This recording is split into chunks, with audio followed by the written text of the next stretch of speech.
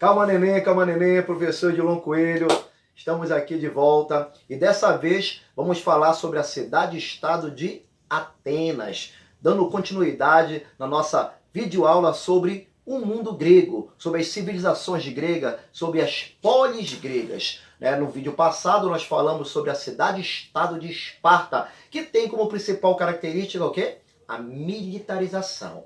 Agora, quando nós fomos fazer referência à cidade-estado de Atenas, nós não podemos esquecer que é lá que se deu a origem da democracia. E a primeira pergunta que é importante, que é relevante você fazer, é exatamente, Edilon, o que levou a cidade-estado a se tornar exatamente, ter como essa marca a origem da democracia?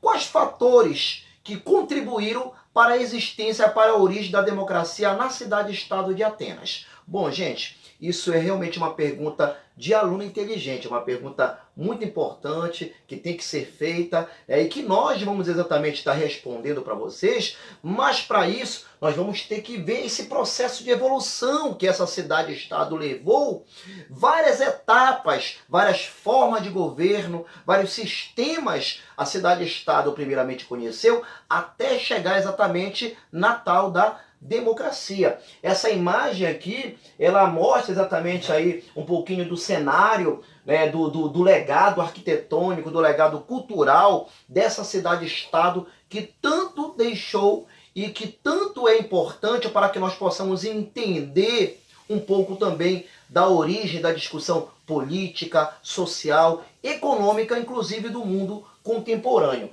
Tá? Olha só, nós vamos olhar aqui no próximo slide a questão topográfica, a questão geográfica dessa cidade-estado chamada Atenas, aonde ela esteve subdividida geograficamente em três partes.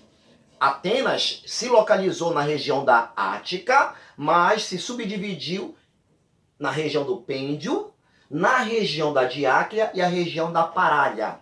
Aqui na região do Pêndio, quem é que ficou localizado aí? Exatamente os chamados eupádridas, os chamados bem-nascidos. São eles que são herdeiros, pode-se dizer, descendentes diretos dos fundadores da cidade-estado de Atenas. Essa região do Pêndio, ela é a região da planície, aonde estavam exatamente as melhores porções de terras, as terras mais férteis da região da Ática. E é em função disso que essa nobreza, essa aristocracia, ela vai ocupar esse espaço.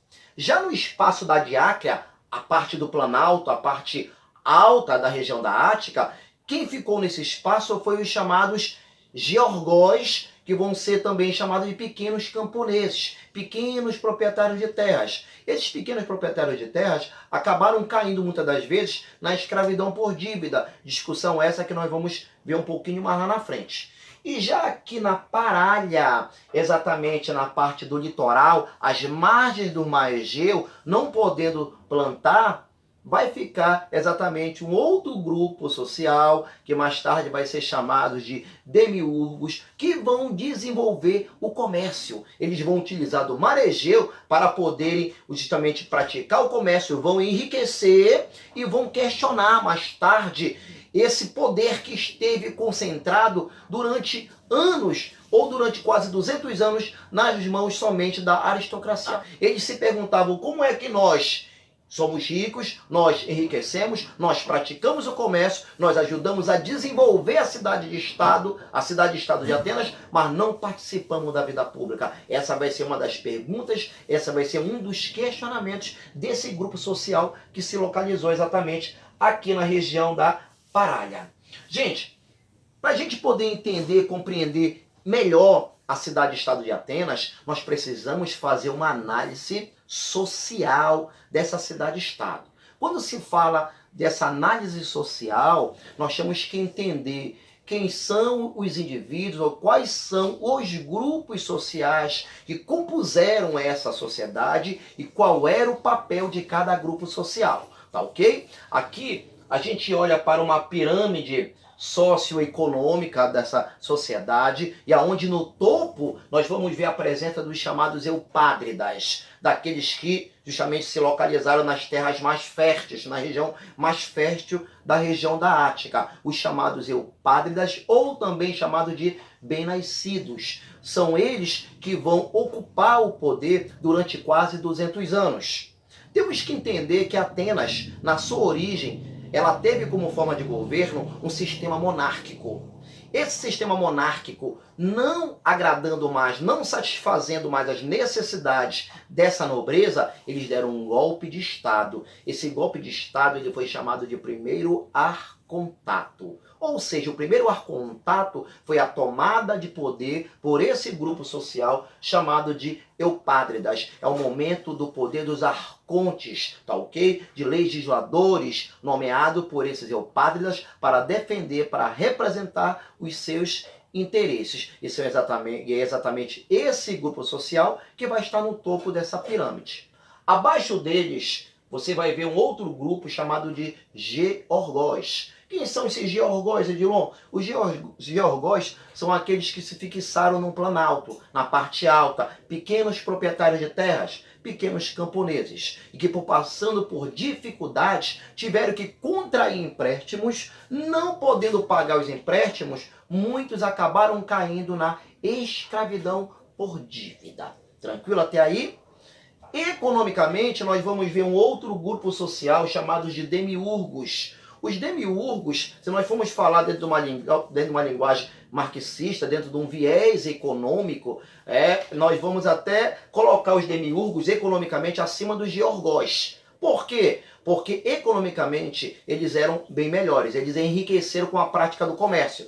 Eram eles que estavam ali no litoral, eram eles que utilizaram o Mar-Egeu como fonte de enriquecimento. Por que fonte de enriquecimento? O Mar-Egeu serviu para eles como via de circulação de mercadorias e de pessoas. Eram eles que eram os grandes comerciantes. Tudo bem?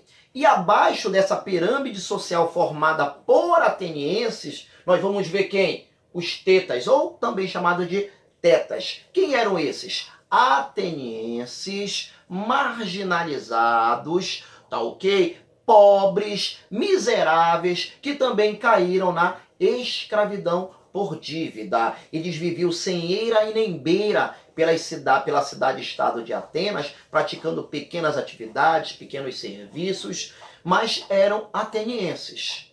Então você vai ver aí que tetas, georgós e demiurgos, eles vão brigar, eles vão lutar para poderem participar da vida pública que durante quase 200 anos esteve concentrada nas mãos dos chamados eupádridas, tá ok? Esses são os grupos que nós consideramos atenienses. Fora os atenienses, nós vamos ver outros dois grupos sociais, os metecos e os escravos, que acabou cortando aqui, não está aparecendo no vídeo, mas os escravos que dentro dessa pirâmide social está na base, forma a base da pirâmide. Quem eram os metecos? Os metecos são estrangeiros.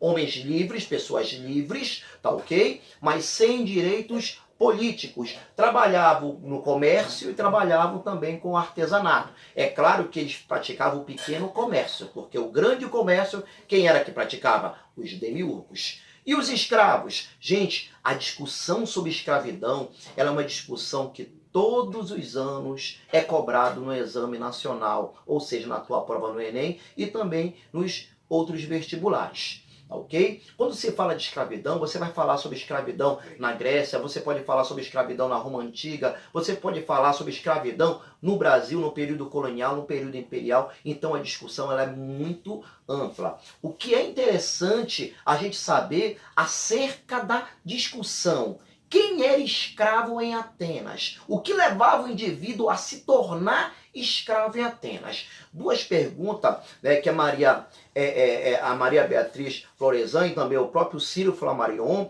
eles vão dizer que o que caracteriza a escravidão não é o tipo de trabalho que o indivíduo executa, e sim a falta de liberdade. É a falta de liberdade que vai caracterizar a escravidão dentro do mundo grego. o indivíduo ele poderia executar várias atividades, ele poderia trabalhar na agricultura, ele poderia trabalhar no comércio, ele poderia trabalhar como ourive, ele poderia trabalhar como propetor, que era o professor na época, mas isso não quer dizer que ele seria um homem livre. Não é o tipo de trabalho que caracteriza a escravidão, e sim a falta de liberdade. Esse indivíduo ele chegava a se tornar escravo em Atenas através do comércio, através da dívida, como nós vimos ainda agora, através do nascimento, ou seja, filho de escravo, escravinho é, tá ok?